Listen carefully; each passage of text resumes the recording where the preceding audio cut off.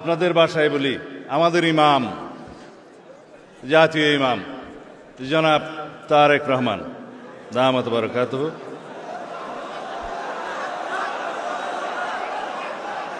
হাজরানে মজলিস ও নাজরিন, আসসালামু আলাইকুম রহমতুল্লাহ বারাকাতুহু। আমি খুবই সংক্ষিপ্ত বক্তব্য দেব। আপনাদের দাবি দেওয়ার বিষয়ে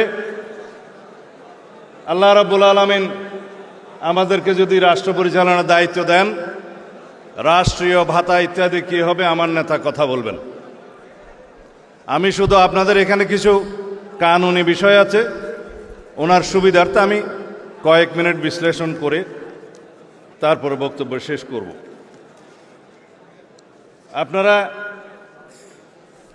এখানে যে 7টা দফা দাবি দিয়েছেন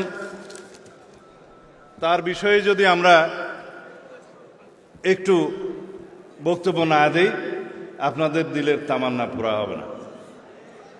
সেই জন্য বলছি, আপনারা 1 নম্বর বলেছেন রাষ্ট্র পরিচালনার ক্ষেত্রে ইসলামী শরিয়াকে সর্বোচ্চ গুরুত্ব দিতে হবে এবং আপনারা ভিন্ন ধর্মাবলম্বীদের ন্যায্য অধিকার নিশ্চিত করার কথা বলেছেন, খুবই ভালো করেছেন।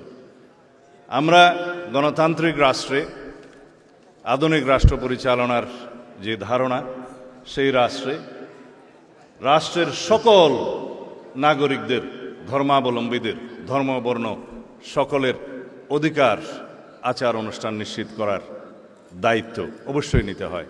সাংবিধানিকভাবে আমাদের অনুচ্ছেদ 28 এবং 41 আপনারা দেখবেন, সেই আচার অনুষ্ঠানের স্বাধীনতা, উপাসনালয়ের স্বাধীনতা এবং ধর্মের ভিত্তিতে যে বৈষম্য করা যাবে না, সেগুলো নিশ্চিত করা আছে।